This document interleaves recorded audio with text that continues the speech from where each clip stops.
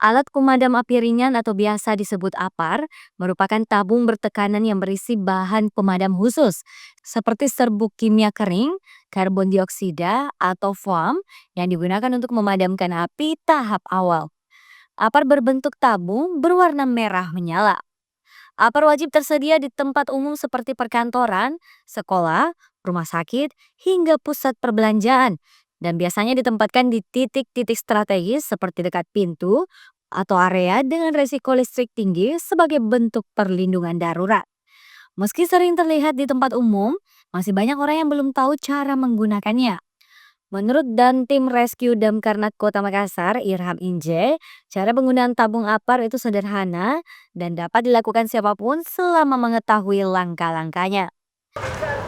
Nah, jadi pemirsa, saat ini kita sudah berada di markas dari Dinas Pemadam Kebakaran dan Penyelamatan Kota Makassar yang berada di Ratulangi. Dan saat ini kita sudah bersama dengan Pak Irham dari tim rescue ya. Betul. Oke. Nah, jadi pada kesempatan kali ini pemirsa kita akan belajar langsung dari petugas pemadam kebakaran Kota Makassar terkait dengan cara yang benar dan tepat untuk menggunakan APAR ini ya Pak, Iya, alat betul. Pemadam api ringan. Iya. Oke, mungkin boleh dijelasin nih Pak, karena pasti di luar sana masih banyak nih yang sebenarnya APAR-nya itu cuma terpasang di rumah, Iya. mereka tuh nggak tahu cara yang tepat dan benar untuk menggunakan ini. Oke. Ya. Jadi untuk penggunaan APAR, yang pertama-tama itu Oke, saya izin kita ya, Pak. melihat indikator manometer yang ada di APAR tersendiri sini. Oke, Kita indikatornya dulu ya, Pak? Iya, Oke. indikator. Di sini kita bisa melihat posisinya dia ada di jarum Tengah. yang di tengah. Oke. Setelah kita melihat posisinya ada di tengah, selanjutnya kita cukup memutar pinnya. Diputar aja ya Pak? Diputar aja. Oh. Setelah Oke. terputus, pinnya kita tarik. Oke. Setelah pinnya kita tarik, noselnya arahkan ke depan. Sebelum kita ke titik lokasi, kita mengecek dulu alat ini berfungsi atau tidak. Oke. Dia berfungsi. Ditekan aja ya Pak? Ditekan aja satu kali. Setelah itu, handle-nya kita pegang bagian bawah. Bagian bawah? Bagian bawah yang kita Oke. pegang. Setelah itu kita angkat ke titik lokasi. Ke titik lokasi, kita arahkan dari kiri atau dari kanan, kita sapukan seperti ini. Kiri kanan ya Pak? Iya, kiri kanan. Jadi tidak perlu untuk sampai sedekat mungkin pada saat kita menggunakan. Jarak amannya itu berapa Pak? 3 meter sudah bisa dapat. 3 meter, oke. Oke, iya, kita coba. Setelah ini Oke. kita arahkan, jangan posisinya jangan searah dengan badan tubuh kita ya. Oke. Jadi posisinya dia di depan atau di samping, oke? Jangan, oke.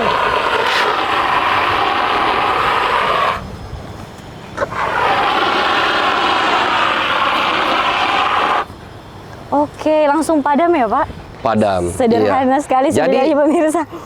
yang perlu diperhatikan juga arah anginnya. Oke. Arah anginnya Ini apa kan yang kita ada bakalan- di luar ruangan ya Iya, Pak? ada di Oke. luar ruangan ya. Jadi kita perhatikan jangan sampai pada saat kita mendekat ke api, apinya menjilat ke kita. Lidah apinya kan dia oke. punya ujung dia, ya. Jangan sampai posisi lidah apinya menjilat ke kita. Oke, Jadi kita siap-siap. perhatikan arahnya. Setelah itu kita padamkan.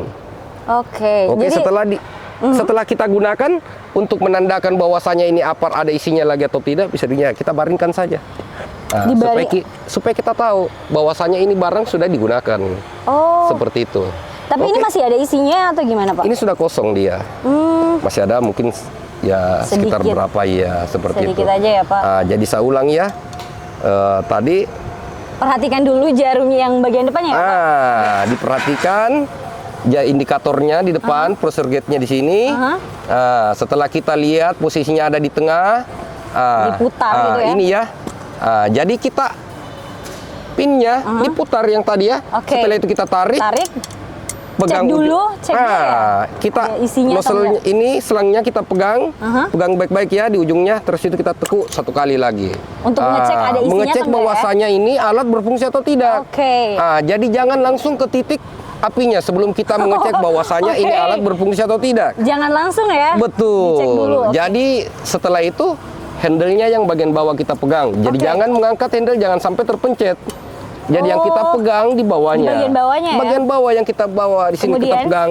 Setelah itu kita mengarah ke titik apinya. Oke. Tapi posisinya tadi di sini? Posisi badannya kita bisa di samping atau di depan. Oke. Jadi jangan searah badan tubuh kita. Harus pada saat oke. mengecek lagi seperti ini tidak boleh menepuk pada saat dia posisi badan tubuhnya kita di atas sini. Oh, Pada saat kita mengecek oke. ambil seperti ini ya, mengecek Oke. pang Oke, seperti siap, Pak. itu.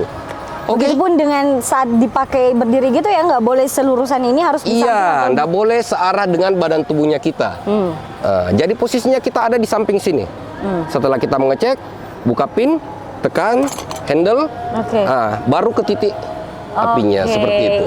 Oke, nah jadi Sobat Unhas TV, itulah tadi untuk contoh ya penggunaan apar yang tepat dan benar untuk api ringan ya Sobat Betul. Unhas TV. Kalau api besarnya gimana? Sebagai langkah awal, penanganan Iya, betul. awal untuk penanganan. Betul sekali. Iya.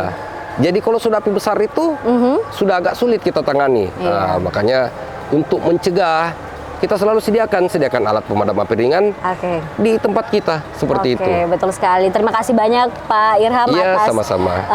informasinya ya terkait Iya. dengan bagaimana cara menggunakan apar yang baik dan benar. Jadi pemirsa Unhas TV, pastikan Anda semua tahu untuk menggunakan alat pemadam api ringan ini dan pastikan di rumah Anda juga punya apar ini ya. Iya. Oke, terima Iya. kasih banyak Pak Irham Ya, dan sampai jumpa Sobat Unhas TV. Selain mengetahui cara penggunaan, penting juga memastikan tabung apar dalam kondisi siap pakai. Pemeriksaan rutin perlu dilakukan, mulai dari mengecek tekanan pada indikator manometer, memastikan segel tidak rusak, hingga memastikan tabung tidak kadaluarsa. Bahan pemadam di dalam tabung juga harus disesuaikan dengan jenis api yang mungkin terjadi. Misalnya CO2 cocok untuk kebakaran akibat listrik, sementara serbuk kimia kering lebih efektif untuk bahan padat dan cairan mudah terbakar. Zara Sabita Suceng, Muhammad Syaiful, Unhas TV.